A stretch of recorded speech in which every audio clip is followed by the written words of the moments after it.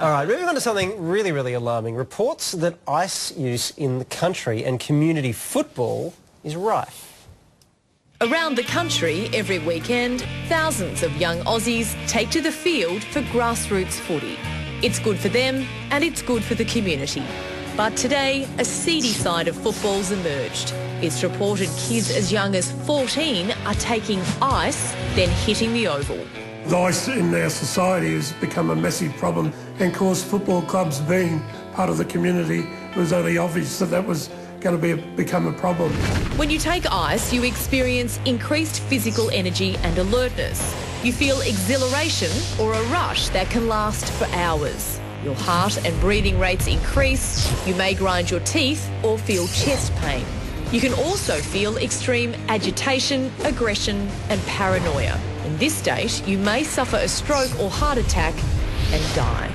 Anyone who's encouraging people to use ice in a sporting context is really failing in their duty of care to look after the health and well-being of young people. Ice is one of the most addictive and destructive drugs to hit Australia, and people aged 19 to 21 use it most. The sad thing about this is basically that as a resource that youth workers like myself use is now all of a sudden at risk of becoming contaminated.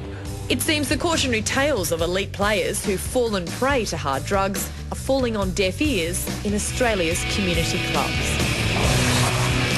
Jack Nagle is a former ice addict turned counsellor and also knocked around in community footy back in the day.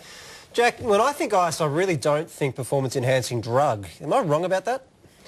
Yeah, look, neither do I really, and I guess the short answer for me when I was using drugs was that no, it wasn't a performance-enhancing drug, but I can see how people, I guess, get that perspective because of, you know, how it makes someone feel. For me, when I took it, I felt very elevated and more alert, but that very quickly, after a few times of using the drug, spiralled into something that, you know, definitely didn't enhance my performance. This report today has this ice use in country footy clubs. I mean, if it's happening, there'd be no way that they can afford to test it. How would they even know?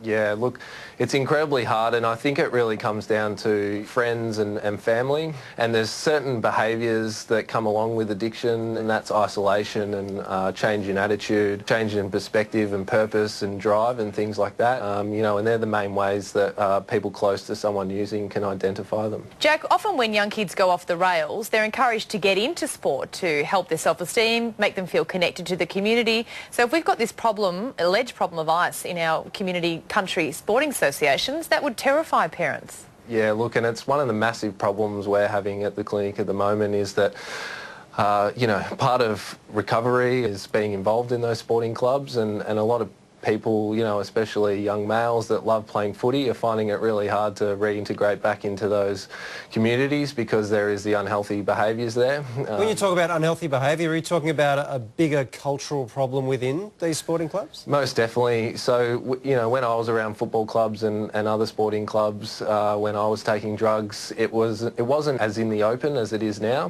You know, and say instead of going and having a barbecue and having a couple of drinks and, you know, a good time, it's, you know, turning into going to a barbecue and having some ice and, you know, having a bit more of a party. And I definitely think it's a massive cultural issue that we have in not only sport, but, you know, the wider community with ice in particular and party drugs. God, that's frightening. I mean, what you just said there is frightening, Jack. It's important to hear it. I'm glad that you've said it to us. Thank you very much for speaking to us. No worries. Thanks a lot. It's great to hear that from him, but I mean, obviously the penetration of this drug, ice in particular, into all areas of the community is such that it's inevitable that it's going to be in sporting clubs. We kid ourselves if we think, you know, a country footy club, they're going to have a couple of cans of VB and go home. Those days have changed, and this drug is everywhere, and so, you know, I think we've all been a bit shocked today, but probably been naive thinking that it wasn't happening. Oh, that definitely shocked me. I had no idea. But, you know, what they're signing up to, as Jack says, is often a life sentence. He got hooked after one hit. Yeah. I think we've always thought if our kids are playing sport, then the chances are they're staying healthy, and it's shocking to hear that maybe that's not the case. Unbelievable. We have to go to a break. We'll be back soon.